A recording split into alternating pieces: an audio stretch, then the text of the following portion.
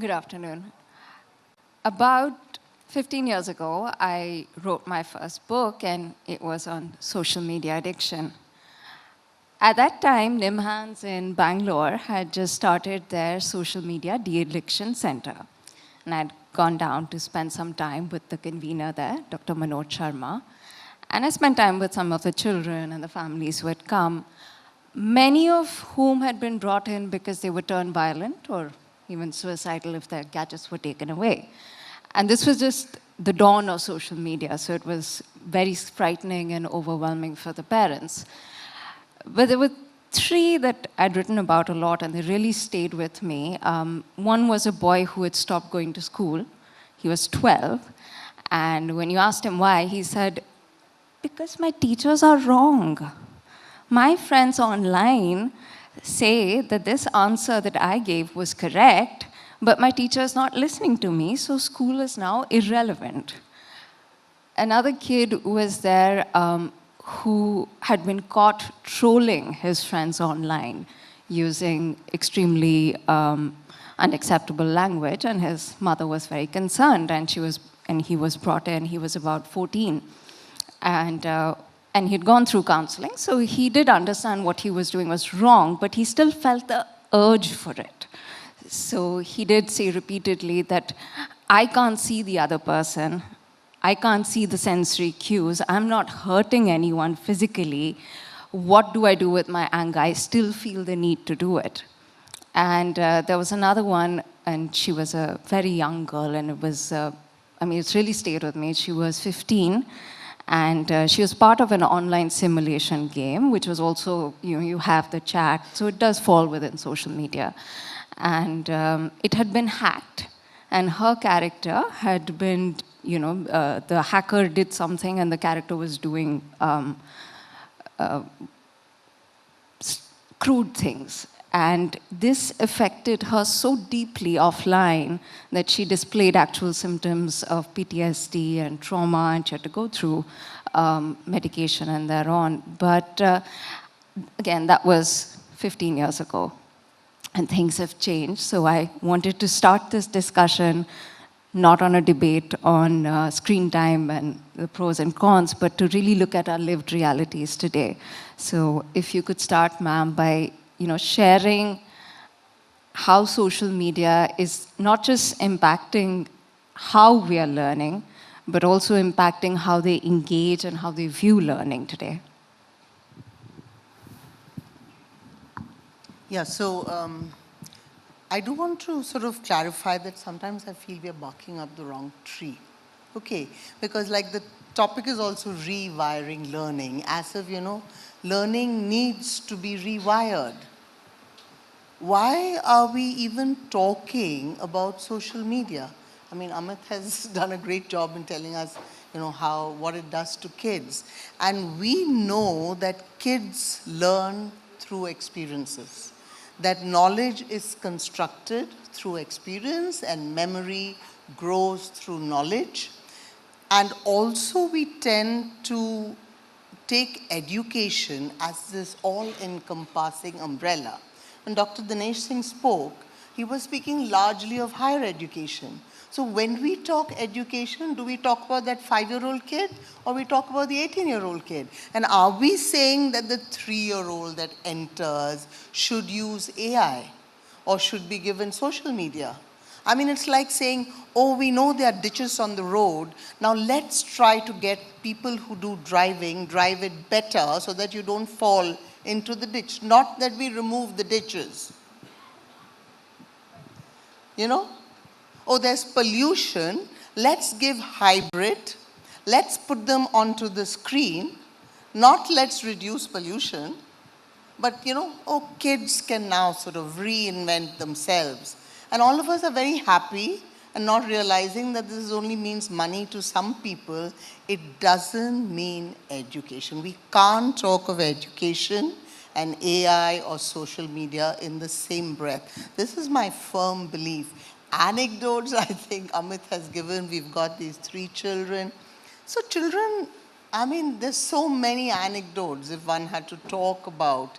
And it's all to do with how to make fools of the elders, when I think of it, really. You know, like we have a case of a kid who, by the way, was taking out money from Google Pay from his own mother's account on a daily basis. He learned from online how to disable notifications. And one fine day when about 80,000 had come off, and he was doing it to buy vape pens.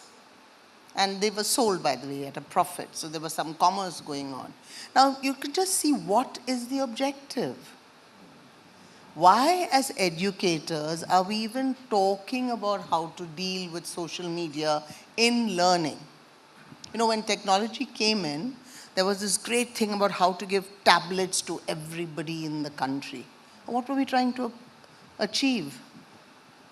Is a question that really I would want you to consider in this whole thing. Is there any potential for social media in learning? I mean, have you seen any benefits of it?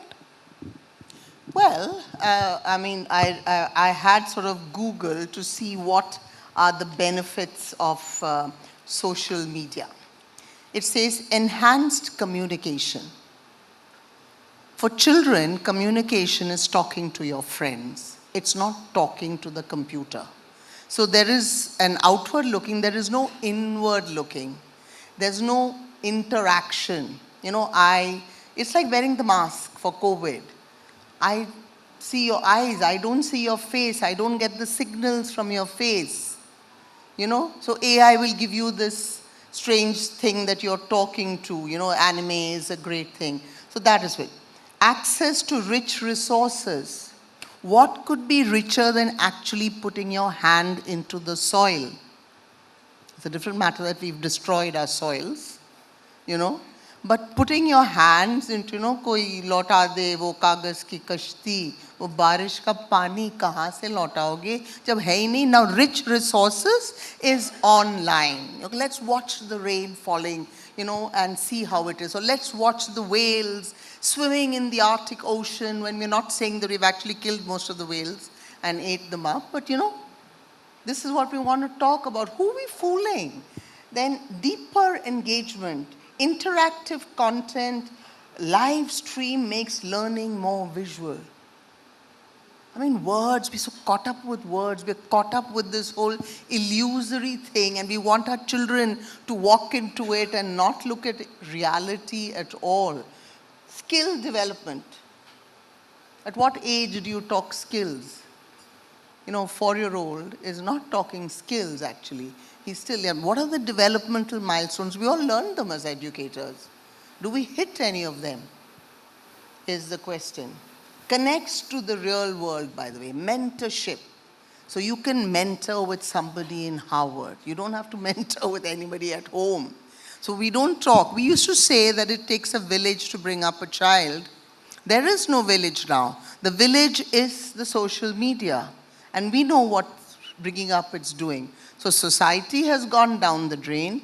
Parents, as you said, are on this thing. I'm just doing admissions. And when I talk to children, minimum 3 hours for a 5-year-old, 6-year-old. Minimum on the thing. तो शादी पे जाओगे तो भाग दौड़ करके you won't irritate other guests. एक जगह बैठो, ये लो मोबाइल, चुपचाप बैठो, because it's not a safe world. Do we talk safety? We say no, that you cannot actually write and be creative if there's no safety. But you want to put them into an unsafe world and say, now be creative. You know, make a new reel of yourself being wicked. Is there something you'd like to add? So I resonate and agree with a lot of what you said, Mrs. Koshi, particularly the metaphor of pollution, you know, and how it's been years and decades perhaps when we've been, at least 2 decades we've been talking about pollution in Delhi, NCR and other parts of our country. And each year, when the time comes, we talk about it, we brainstorm it, we talk about alternatives, etc. But at the end of the day, it's up to individuals, and when it comes to children, like you said, their spaces keep getting restricted. They have to go to the pediatricians, get medicines for asthma. So we're working on how to get those better. We are making the air purifiers cheaper rather than actually working at the root cause. And similar to that, I think our world, the social spaces, emotional spaces, particularly about emotional safety, those have shrunk so much.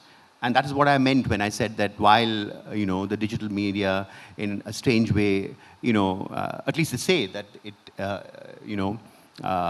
expands possibilities, etc. But it also restricts it for the same reason, because there is no safety. There is no, and you have to kind of buckle down and fit in to those stereotypes that this space has created, isn't it? Yeah. So however, the other way I look at it is that it's not going to go away. It's here to stay. So we have to figure a way out. We have to confront it and say, what do we do about this monster or behemoth that is there sitting in the middle of us? And so, of course, there are many people, and I'm sure a lot of you as educators believe that AI and other, the social media, digital spaces can be used in education. And I'm sure it can do, but then how do you use it responsibly? For instance, you don't give a bottle of vodka or a packet of cigarette to a 10-year-old and say, use it responsibly, right?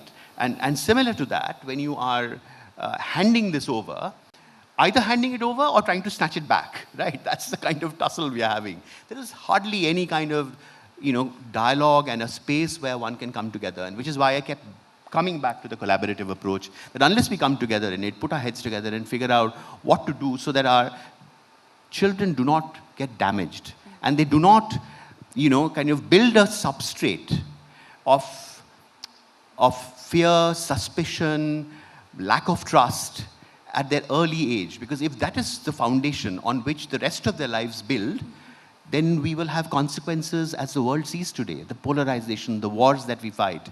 Those are other consequences that you face when you have children grow up with so much of fear and othering and all of that, isn't it? Yeah? And that's, I think, something that we have to. I mean, there is no alternative. There is no option but to be able to address it. I want to object to that. Okay. Mainly because, I work in the world of the field of inclusion. And we always say, stop trying to fit, square pegs into round holes. This is exactly like that. Oh, we live in a world of drink, so let's get our children to sort of deal with it. I don't think there are any compromises here. I think we've got to stop saying that this is here to stay. Let's work around it, because in the world of childhood, and I'm talking of young children, I'm not because we have, as kids we were told about unity in diversity. What is this diversity? There's ecological diversity, there's biological diversity, there's mental, there's cultural, there's religious. So when you say social media for education, which child are you talking about? When you were given the COVID vaccine, did anybody tell you, oh, you're an 80-year-old with diabetes? Don't take the vaccine. You are somebody with multiple sclerosis. Don't take the vaccine. It's dangerous for somebody with MS to take the vaccine. Okay, I know that from personal experience. And so you can't sort of say this one, size fits all business. And if we are talking education, the caregivers, who are the caregivers? Will the caregivers actually give a snake when the child is asking for fish? Will you give a snake is the question. That's what I would want you to say, Amit. How am I going to adjust to this world? Sure. So I was as a parent, absolutely. What will you do? So neurodiversity, neurodivergence is something that is central to the work that we do. In fact, a lot of the kids who come from your school and others come to us because we are able to decipher those nuances in how children grow and develop, and that's the core of our work, isn't it? Yeah, I'm not disputing that at all. All I'm saying is that can you take away all gadgets like mobile phones, laptops, computers from the world? How will you protect your children from it? And and I'm not saying that you should not attempt to do it. I'm saying, and of course there are these stages. Like you said, there are 3-year-olds, 5-year-olds, 10, 18. They all have different developmental needs. And even to kind of ask the question as to when do you introduce them to this world? When do you introduce them to the digital world? That's where we have to put our heads together to be able to decipher it. That's what I'm talking about. I'm not saying that it should be, given to them without any thought or, that's my point. And I think that, yeah. We should take responsibility. Like, Yeah. what is this world? As a parent, I have a home. I have a kid.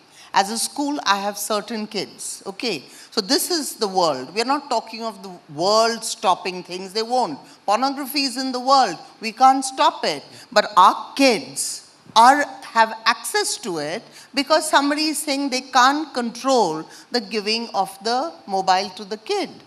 That's a very strong point you've made. I completely agree with Yeah. that. And So- we are responsible for that. Absolutely. Yeah, so parents, Absolutely. Yeah. do they take responsibility of making sure the kids don't drink, that they don't smoke? Why can they not take responsibility for not giving the phone?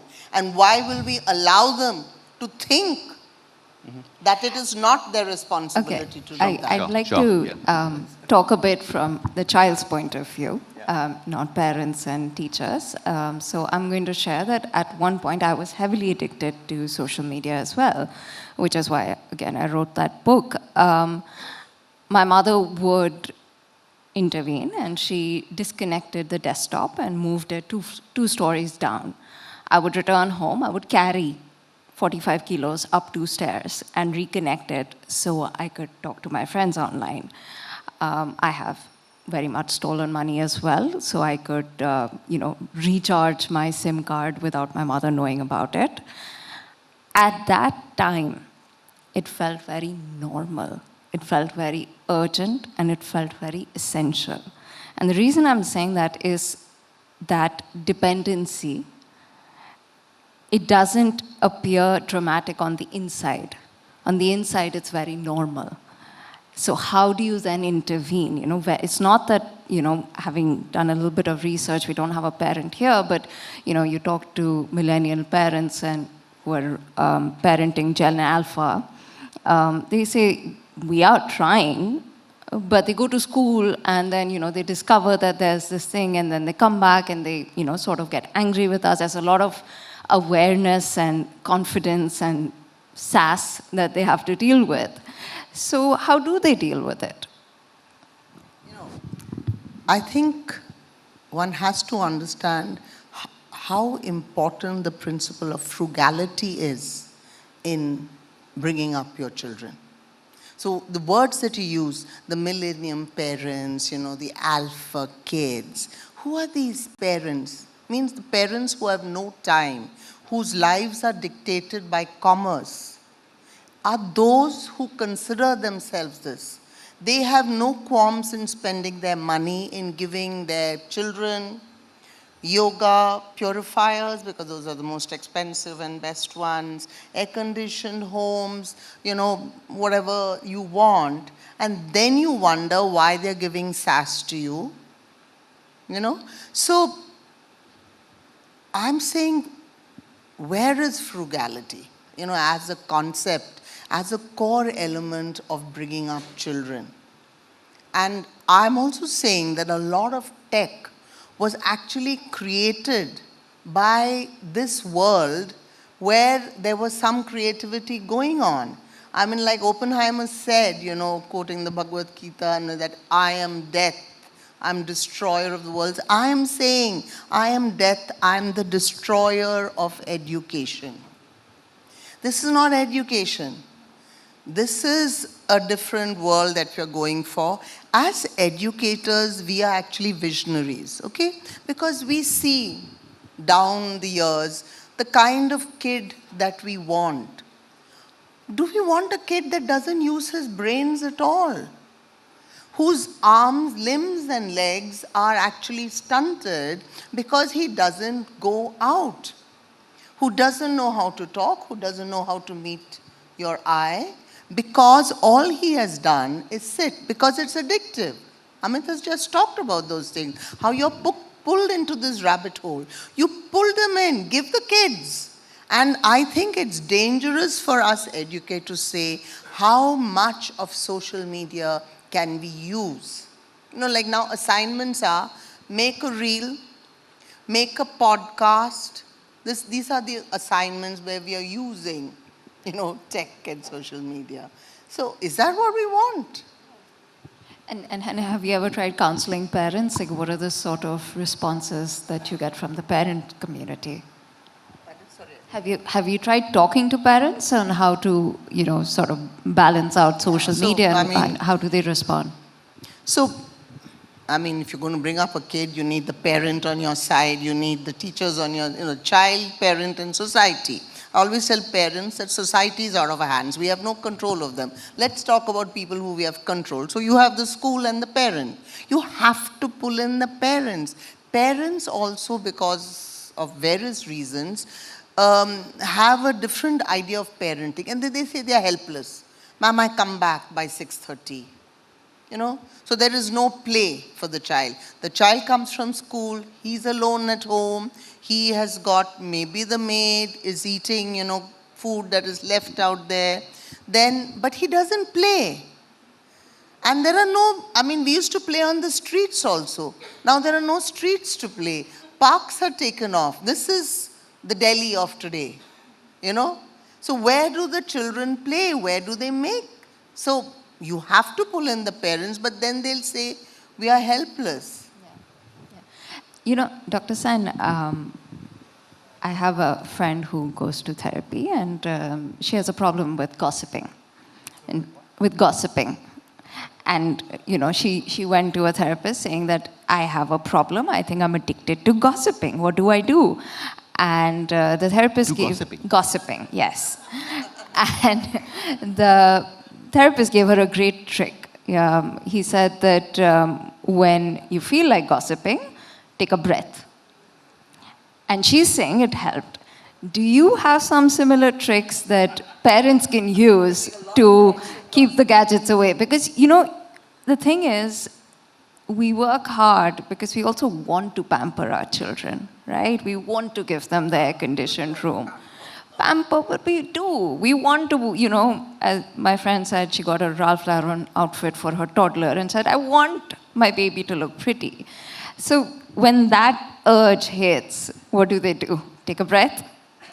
I wish there were such magic tricks up my sleeves. No, we don't. In fact, one of the things that I wanted to also touch upon is that from a position of oftentimes blaming parents, from parent bashing, we've moved on. And I think that we've realized that perhaps they require some compassion as well. We believe that parents also do their best with the best of intentions, and sometimes, perhaps oftentimes, it goes wrong. And depending on many of these things, where they're growing up, the kind of social-cultural background they come from, the wiring of the kid, the kind of school they're going to, it's important to sit down with the parents, indeed if they have stumbled across something, to be able to reflect and figure out ways to work with kids. Kids will do what they're driven to do. Like you said, that, especially during teenage years, there is curiosity, wanting to have fun, excitement, learn, form relationships. These are given. These are things that every kid of that age will want to do. And what they will choose from will depend on what's available out there, isn't it? And in today's world, if these are the things that are available, that's what they will gravitate towards. And then when they start doing it, we immediately kind of, comment and label their behavior as bad behavior or even manipulative. Then it seemed normal, like you said. For children, that's normal because that's what they're driven to do, and they must do it to be able to grow, to survive even, right?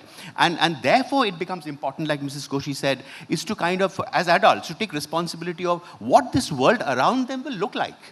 What is it that, that we are offering them as anchors, as experiences, as connections?